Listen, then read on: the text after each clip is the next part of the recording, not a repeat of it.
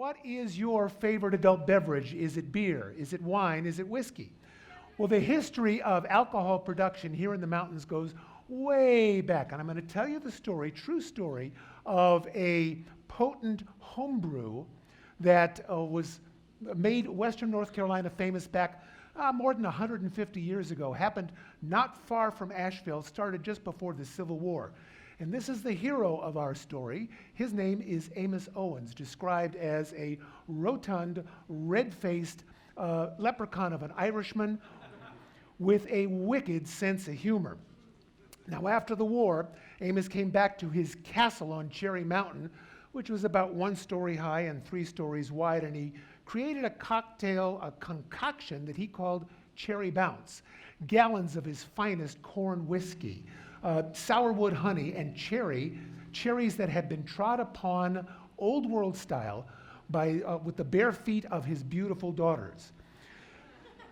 Amos sold thousands of barrels of Cherry Bounce over his career, starting in the 1840s and running almost 50 years, all of it illegal. But he made enough money from his illegal doings that he bought his own mountain, Cherry Mountain, which is where the fruit grew wild for his concoction. And every June, when those cherries were ripe, Amos had a giant Cherry Bounce celebration at his place, and people came from all over to guzzle the good stuff. South Carolina, North Carolina, and Tennessee. In fact, Cherry Bounce was famous all the way west to the paddle wheel steamers that sailed up and down the Mississippi River. How wild were those celebrations? Well, it was said that folks had a hard time keeping their clothes on. And then there was the time that he caught his daughter and her beau dancing naked as jaybirds and arranged a shotgun wedding very quickly. Now, Amos was the quintessential Appalachian mountain man of the 1800s. He was a hard-drinking, freedom-loving brewer who believed that it was his God-given right to squeeze his corn and make liquor, and the government had no business trying to tax it. You see, he didn't think what he was doing was illegal or immoral because, after all, he owned the land, he owned the copper pot still, he owned the cherries and the corn and the honey, so what could be bad about making something that made so many people feel so good? Unfortunately for him, the government didn't see it that way. But it turns out that it was legal back in those days to make homebrew and to sell it as long as you paid your taxes, which of course nobody did. So when the revenue agents came into the mountains to arrest the lawbreakers, well, mountaineers just started making their mash at night by the light of the moon, and that is where the term Moonshiner comes from.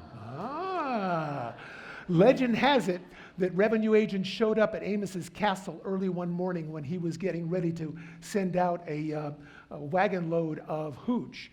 And being the gentleman that he was, he offered them a sip. Oh, it was so good. And they had another and another and another, and it wasn't long before they were piss drunk. But Amos, being the gentleman that he was, he didn't try to escape. Nope, he waited until they sobered up so that they could do what they came to do. And 6 months later, when he got out of prison, he went right back to Cherry Mountain and started doing what he did best. Now, in his early trials, Amos was often acquitted for the roars of laughter that he was able to produce in the courtroom.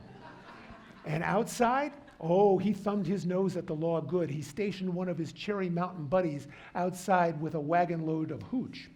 Now, it looked pretty innocent. 40 bags of potatoes and maybe some chestnuts, but it was what was underneath. It was 40 gallons of his ass-kicking hooch. And by the time his trial was over, he had enough money to pay his court costs and his attorney's fees. Now, a federal judge took a liking to Amos, but he got annoyed because Amos kept coming to his courtroom on the same charges of making, you know what, shine. Amos Owens, I got to tell you something, the judge said at one trial, you have made a lot of trouble in this courtroom. And Amos turned and winked at the crowd and said, well, Judge, got to tell you something. You've given this here guy lots of trouble too. And when he got out of prison the next time, He went right back into the same courtroom on the same charges in front of the same judge, this time who lectured him. Amos Owens, stand up. You have hardened your heart against the majesty of the law. You have made liquor and sold same. Why do you persist in this lawless course? Look at me. I am 60 years old. I have never been drunk. I have never pressed the jug to my neighbor's lips. What say you why the full weight of the law should not be pressed against you? Well, Judge, gotta tell you, you sure missed a darn lots of fun if you never made, nor sold, nor enjoyed no liquor. Judge beckoned him over and said, Amos, man to man, will you do right by the law and become a law-abiding citizen? And to everyone's surprise, now that he was in his 70s, Amos answered with humility. He said, well, Judge, I'll try. And after he finished his last sentence, he came back to Cherry Mountain, started going to church, and never made another drop of whiskey. At least that's the way the story is told. Now, those sweet cherries, they still grow on the hills and mountaintops in Rutherford County. And come June, you may want to go there because after all, Cherry Mountain is only an hour and 15 minutes from Asheville. Oh, and here is a fitting tribute to Amos Owens from one of his relatives who did a pretty good job of getting a tattoo of his likeness as a way of saluting his great-great-uncle, the man who was known as the King of Cherry Bounce.